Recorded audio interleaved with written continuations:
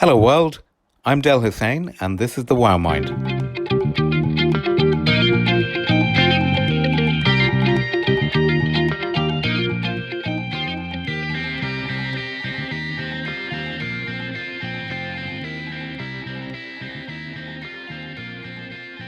Welcome to the Wow Mind. I am delighted about our guest today. I have Professor Shafi Ahmed, who's the virtual surgeon. This is the reputation. And also the most watched surgeon in the world, the most watched doctor in the world. Professor Shafi Ahmed is colorectal laparoscopic surgeon, Royal London, St Bart's Hospital. Now, I'm going to do a really quick overview on you, if that's all right, Shafi, because Sure.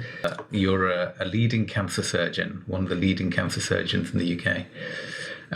You, in the top hospital, you are also, I suppose, a tech guru now. You've become that way. 2014, Google Glass, you live streamed the first operation to 14,000 people. In 2016, virtual reality operation, 55,000 people saw this in 150 countries. In 2017, on Twitter, you tweeted an operation. It got 2 million people, and then it got shared to 54 million people. And then you went on to Snapchat, 2.5 million people watching while you wore Snapchat glasses of an operation. Other than that, you did the first Channel 5 operation in 2018. And then most recently, you've been the clinical lead for the COVID hospital, the Nightingale Hospital down in the Docklands. Your strapline is make healthcare accessible, affordable, and equitable, which I think is a brilliant caption. You're an advisor to governments, medical councils in 47 countries, and really, you are a tech entrepreneur, and you have, rather than Great Ormond Street or Harley Street, you have a studio in Soho called Medical Reality, where you do your tech work from. And you also have an app which is Digital Doctor, which is being adopted by a lot of the NHS. And okay, so that's just one bit. That's just the medical and touching on some of the tech. Other than that, you've been influencing the medical profession within 47 countries. And here's the thing that made me laugh, actually. You were approached particularly about a hospital in Bolivia, and they went on to give you your honorary PhD professorship and basically named a hospital after you, a hospital of the future, visioning the hospital with the president at the time, Evo Morales. Now that is, there's so many stories there, and I don't know where to begin. But they will say, okay, so where did this guy come from? How did he start? What were the influences on him? How did he get to the point of where he is? And what drives him? What is it that he wants to do? So I'm going to just say there, how are you, first of all? So I'm good. Thanks very much for the kind invitation and also introduction. I guess, look, we're in a unique position at the moment with the current pandemic driving its course. All society is changing. And so for me, my whole lifetime is around next big challenge, also having impact, and also seeing what legacy you want to leave behind. And that's, I think, the crux of the conversation we're going to have in the next half an hour or so. But in terms of where we come from, of course, I came from Bangladesh to the UK when I was 4 years of age. Like a lot of Bangladeshis in the UK, for example, we grew up in the East End of London, and we're actually having this podcast a stone throw away from where my father came in the 50s to work in the garment industry, like most people. So we had not an easy upbringing. It was not easy in the East End of London in the 70s and 80s. We went to a local comprehensive school in Chapel Heath, actually, in Romford. And so we grew up in that area, but we were very much, my parents were very much interested in us pursuing academic careers, which was unusual in those times, in the 70s, as I'm sure you remember. It wasn't encouraged at all. In fact, the legacy that you were going to leave was going to be working in a restaurant, owning a restaurant, and becoming a business person. That's kind of your ambitions at that point. My mother was very insistent that we should do something other than become business people. And so then she made sure that we got a good education. And from then, of course, we decided to pursue our own careers as a family, as individuals. And I mean, you have other siblings. You have a sister who's a very successful judge. You have a brother who's an entrepreneur himself, a tech entrepreneur. So within you, what was the seed in the family? I mean, you're all encouraged, but coming out of East London, I mean, I'm looking out of the window here, we can see just a few streets away is Brick Lane. And how does one go from Brick Lane to being a professor of surgery in London? I mean, what are the influences? Who along the way encouraged you? What made you think, I want to do that? Was it a happy accident, or was it like strategic? Did you realize you were being strategic? What was your motivation? What are the things that kind of knocked you down and that you didn't kind of let it go? It's a really good question. I think it's a multitude of things happening together. I think part of it is kind of destiny, your kind of where you're going to end up in life. But if you go back to the beginning, I think the groundwork was very much down to my parents, their hard work, their sacrifices and compromise they made over decades, trying to look after a family, look after extended family, trying to help Bangladesh, which my father did a lot in terms of political support, etc. All of those things make you that much stronger. Also, when you're growing up in a difficult environment, in the 70s and 80s, it makes you personally stronger. You want to achieve more. You want to get away from your situation. You want to move on, and you'll be aspiring to be better. At the same time, of course, as you progress, you become successful. You succeed in everything that you do, and you keep following that tradition. But again, what you're facing, I think, is insecurity. That, when I was, for example, studying and thinking about going to medical school, I never thought I was going to be good enough for medical school. That's the first thing I thought. This was not for me. It was outside my scope of influence, and also I think remote possibility for me to become a doctor. So of course, suddenly you get to medical school, you've worked hard, and that's a bonus for you in life, right? And you treat it as a bonus. You shouldn't really be there in actual fact. Then you kind of qualify, get through the exams, you somehow get through, and then you think, okay, maybe surgery is a career that I want to pursue. And then you start doing that, you pass the exam, which are very difficult to pass in those days. Not easy. Each one of those was a barrier to progress, if you like. And all those barriers you keep kind of going through, and suddenly you realize actually there's momentum. But what you always do is look at the next thing. What's next for me? This is not enough. It may be a challenge at the beginning. It may be something that you weren't thinking of.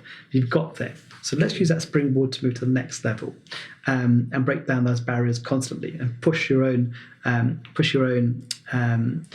ability. So we kept doing that, and then the doors kept opening. I've been very fortunate in that sense that although I've faced barriers, difficulties, I've also progressed and succeeded, where others may not have done the same situation. So I'm very fortunate in that sense.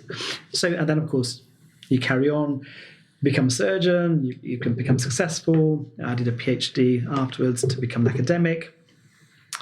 And for most people, it would have been okay to be a consultant surgeon somewhere in the country. Any job would have been fine. But again, it wasn't enough for me. I want to be at a teaching hospital, and a very good teaching hospital at that. So I again pursued that career, making sure I had all the right credentials. Then you become a consultant surgeon at the Royal London Hospital. And that's not for a lot of people. But again, what's next from that perspective? How do you springboard? How do you keep propelling yourself? How do you inspire the people around you, but push yourself to limits? Then I became Associate Dean in the medical school at Barts Medical School for 10 years, pushing the whole education platform. Then I got some national roles, becoming a member of council of the College of Surgeons, the first Muslim to be on council, one of the few Asians at that time that ever became council member over 200 years of a Royal College. So then you keep pushing the boundaries and saying, what's that next step? Local, national, and then of course I became very much international with the work I did on innovation, and my passion is global health. I think what keeps me, interested is about fellow man around the world. Because I've travelled so widely, you see the frustrations, you see the inequalities of health, you see the differences in access to affordable healthcare. So you're thinking now, at my stage, And I'm now over 50 years of age. I'm 51 now. I've spent 27 years in clinical practice now. And you're thinking, okay, what's the legacy I need to leave behind? What's the impact? It's not enough for me just to be a surgeon and be one-dimensional. It's about a multi-dimensional focus now on leaving an impact for the world. That's what we're here for. At my stage now, I'm thinking, actually, what do you want to leave behind? We haven't got a lot of time left, maybe 10, 20, 30 years. Who knows how long we can survive? But I'm in the last quarter, I guess, of my existence on the planet. Yeah. So you're thinking, at that stage, what do you want to achieve? Is it financial return? Is it money that drives you? No. Is it about leaving a legacy? Yes. What do you want to be remembered for while you're here? And to me, there's two things. One, of course, is helping mankind and supporting the global health strategy, but also leaving knowledge behind. As I see it, my existence for so long, the work I've done, the knowledge I've acquired, the experience I've acquired as a surgeon many years, is invaluable to a lot of people. And that's what I want to leave behind. How do I leave that on a wider scale? How do you scale up my knowledge to leave that legacy? So all my training, my experiences, whether it's as a surgeon, as a cancer specialist, or in tech, entrepreneurship, or teaching, that is the resource that we have. That's so special. Yeah, I spent my lifetime doing that. So why not leave it to other people? Also, not leave it to one person. Leave it to as many people as you possibly can. Hence, all the things I've been doing with adopting education on a global scale. Yeah. That's a kind of the summary, I think, of where I've been and where I've come, Del. I think that's a great legacy to leave behind, really. What excites you now, though? I mean, other than the fact that what you're looking at is a big picture outside of yourself, what makes you wake up in the morning? Because you've just taken, or you're taking, a sabbatical at the moment, yeah? So what does someone who's spent 27 years as a doctor, kind of pooling over kind of cancer victims, really, suddenly do when they have a respite? So I think one of the things about human behavior is that we constantly need to be challenged. There's no question. Dale, in your own career, you've had many different careers. Again, you're thinking about where do I want to go next, etc. For me, every 5 or 10 years, you've got to think about what's that next step you want to make. Because even as a surgeon, after 5 or 10 years, you kind of get used to your job. You do it every day, it becomes routine. Is it challenging? Yes, it's always a bit challenging. There's new techniques to learn. But you haven't developed on the broader sense as an individual, because you're very much limited to this kind of, I guess, this tunnel vision of your career. So I think in 5, 10 years, you have to ask yourself a question, what's my next challenge? What do I want to do? And this is exemplified by John Sculley, the CEO of Apple. Yeah. He said to me one day, you've got to keep challenging yourself every 5 or 10 years. For him, it was 5 years. Doing something different. These are big global tech people who say, actually, we need to move on. And so if you don't do that, what you're creating is a disenchantment. Doctors are disenfranchised. They're not, almost inefficient in their work because they're not being pushed to the limit. They're not being challenged. So therefore, you've got to say, so what's next? And for me, I would say to everybody, look at your career, look at what else is outside that career, how society is working around you. We forget the world outside. I've been fortunate to get outside my own sphere of medicine, work with tech companies. I've worked with many of those tech companies, big pharma companies. I've worked with governments. I've traveled enormously. I've been to about, 35 countries over the last 3 or 4 years, working with ministries of health, colleges, universities, and other kind of NGOs, etc., as you mentioned earlier. But what that has given me a much more global view of who you are in this world that we live in, your skills, your knowledge, you as a surgeon, and the capacity to do some wider, leave impact. And so that's kind of where I am in that situation, where I'm really thinking about how we move on. And it'd be great if all healthcare professionals could reinvent themselves, do something different every 5 or 10 years. And I don't think we encourage it enough in the healthcare system. I think that's why we have a problem, because when you enter medicine at the moment, it's very much one-dimensional. You come out and you're very good at what you do, of course, but you forget what's around you, what is the possibility, how you can use your other skills that you have, in a different way. So to give you an example of that, to show that what we've done, so medical school curriculum, let's go back. It's a 5-year program, Del.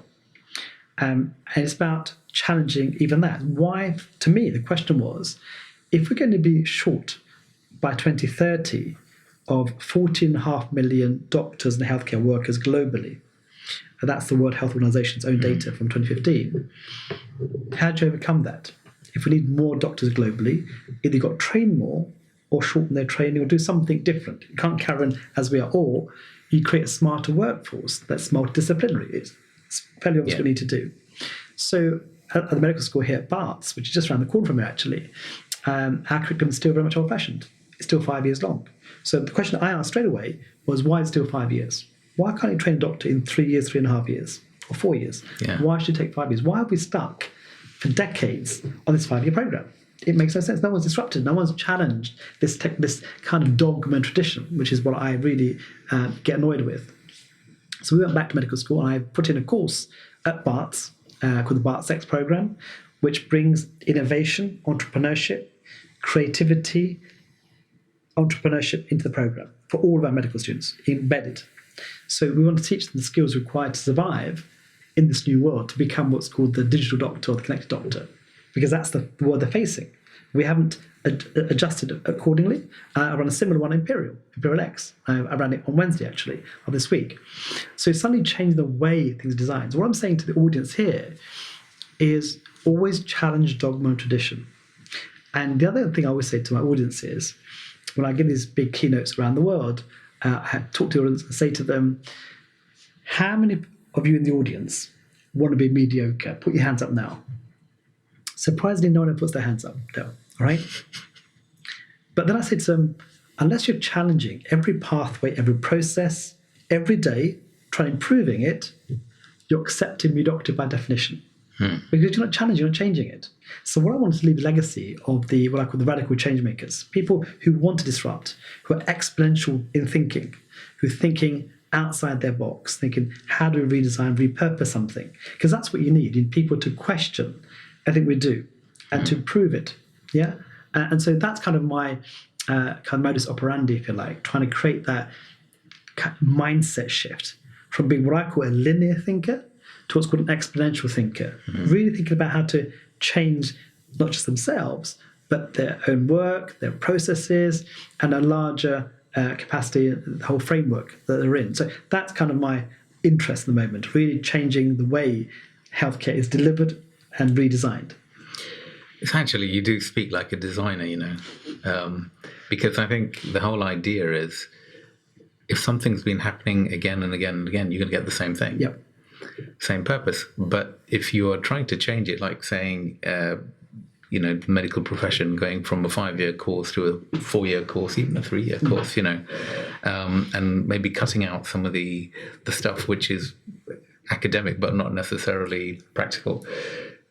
Looking at the future, I was looking at the video I think you were doing, and it was one of the kind of operations you were heading, and there was kind of virtual surgeons stood around. Oh yes. And I did think that is the future, and I know you were looking at haptic gloves and things. So the idea, for those that don't know what haptic gloves are, it's the idea that you have the sense of touch when you wear these gloves. So in theory, I guess somebody could be somewhere around the world. You could be in the Gaza Strip helping with an operation from London. Yeah. And that's phenomenal, because it just means that technology can go anywhere. Now, with respects to yourself, this kind of thinking, because you don't just use this stuff, you're innovating this stuff, you're investing in this stuff, you're making this technology happen. So to do this in itself requires a certain kind of a geek, right? Sure. So if I put it this way, this really excites you. So at some point, if I looked back in your history, are you actually quite a science fiction kind of person? Is that the origins? You had this parallel kind of, I want to be a doctor, but I'm really into Star Trek. Was it something like this? It's a bit of both, isn't it? I mean, I guess it's been inquisitive, but also been really fascinated by what's possible, whether it's technology, whether it's science, and that's kind of who we are, I guess. But if you look at kind of what I was thinking of, today, the last 6 months, we're in this pandemic with COVID-19, people are now working remotely. People are now having education remotely on Microsoft Teams or Zoom or whatever. We all kind of zoomed out, if you like, in the last 6 months. Now, and even now we're seeing patients remotely. We're seeing patients breaking bad news on a telephone We're breaking bad news on a telemedicine platform. Who would have thought a year ago you were breaking bad news to patients with cancer, maybe, by telephone? It was unacceptable. So two things come out of this. One, we've been very hierarchical. We've always defined what's right and what's wrong. But actually, patients demand much better. They're more prone to change. They want change. They want more immediacy. They want to have convenience. So they've also been more accepting, which we never thought they would. That's the first thing. Secondly, I also think about being remote. I've always thought traveling is expensive. It's time inefficient. Getting on a plane, it can make no sense at all for a lot of things if we could overcome the hurdles and barriers of traveling. And we've seen the position that the travel industry is at the moment, of course, with all the airline industries suffering. So back in 2014, 6 years ago, my vision was remote learning, remote teaching, remote collaboration. 6 years ago, before this pandemic. And some people criticised it all, saying, oh, it's all about face-to-face contact, etc. I'm glad to tell you today that I was right 6 years ago, that this was the future. I could have got it wrong, but I predict that's what needs to happen. We need to connect people together. The internet, 3G, 4G connection, we are connected. How do you connect those brains together? And I gave a TED talk on connecting a billion minds, of course. So back in 2014, I was teaching using wearable technology, remotely to a lot of people, using VR. Then you took the avatars. I created this kind of avatar scenario where I was in the operating theatre at the Royal London Hospital.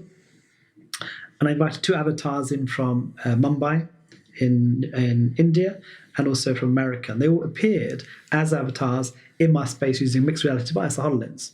We're conversing, having MDT with images, scans, whatever, all sharing it. So 3 time zones, 3 surgeons, all in my operating theatre at the same time using their avatars. It was the future of what's called multidisciplinary team meetings kind of thing. And I pushed that back in 2017. So already I was thinking, this is going to be the future. What I'm seeing today is that we've accelerated that now. People are now ready for that kind of thing. People weren't ready 3 or 4 years ago. People really, because healthcare workers, doctors mainly, are very risk averse. They are very slow to change, slow to adapt. It's always been a problem historically. You've got the 1% who are early adopters and early transformers and change makers. 99% just don't want to change because they're happy with what they've got. As I was telling you before, it's challenging your own life and challenging dogma and tradition. So now we move that needle around. So more people are now interested in fast innovation. So the pandemic, what it's shown us, that we've compressed time. And I talk about this time compression. We've seen more innovation in the last 6 months than we have for the last 20, 30 years. And we've seen a compression of 5, 6 years worth of innovation into 6 months. People are now ready for this kind of experience. So people say we're at this kind of new normal. It's a new level. And we can now springboard, for me, as an opportunity to influence much more change and technology innovation into the healthcare system. And so now for me, having predicted the future, which is today, I'm now saying, how do we now implement that future? What do we need to do to make it stick, translate, get more people involved in this kind of new way of thinking? Do you think doctors in the future, when you look at the program, because you've added this section of entrepreneurship and technology into the medical course, but do you think they're going to be having to look at things like coding even in the future? Because if you're going to be using this technology, you've got to know how to implement the technology and direct it from a strategic level. Because I think very much at the moment the thinking has been, from what I understand of it at least, and I'm no expert, is it's all about going from open surgery to keyhole surgery, and it's almost like the most reduced invasiveness. But then this is going a step further, where you're talking about being between continents and doing things. And to understand that technology fully, then maybe there should be a section in the program that looks at this. Yeah, so I don't think you need to train everyone to code. I don't think it's necessary. Those that want to have interest should be given the opportunity. That's the first thing. And remember, doctors and medical students have a wide range of other abilities that we never experience. Yeah. So some of them may like coding and some may run businesses. So this is my thinking. So I think you should give them the opportunity, certainly. But what you teach them is about collaboration. So, for example, what you need to have in medical school now, have doctors, engineers, computer scientists, designers, almost working together. Because what you could teach them is about collaboration. If you're going to create something new, who are the people you need in the same room together? What does that team look like? Because you can't do it all. That's the first thing. You have your own limitations. So if you need someone who can code, you bring them in. So I'd love to see the universities collaborate further, undergrad, postgrad levels, where, for example, people call this kind of medicineers or doctoneers. So having a doctor and engineer in kind of combined, if you like. It's really interesting. It's the understanding. I mean, for example, where you come back from, you'd be great at medical school because you're thinking about design, creativity, a different mindset in medicine. That'd be ideal for a lot of people to think outside the box. It's not just about the anatomy or the structure. It's that creativity that we will have that we aspire to. So that's what I'm thinking. It's about that collaborative effort, working with different partners who bring different skills. It teaches you teamwork. It teaches your own limitations, where you need to ask for help, and how you collaborate to make something work effectively. So that stage, you're teaching them all the skills required to survive in the future as a leader, almost, to drive that change. So that's why I think it requires a much better approach to the whole university way of learning. Fascinating. And you're now looking at I guess kind of medical programs around the world. And when you look at these programs, I mean, they're, for example, in Bolivia, talk to us about that, because you had this opportunity where they said, right, Professor Shafii, we found you. We want you to tell us how to do the hospital of the future. So when I look at a hospital of the future, when you're given a blank canvas of the hospital of the future, and bearing in mind you've been around all the hospitals in the UK and probably a lot of ones around the world, what distinguishes a hospital of the future from any other hospital?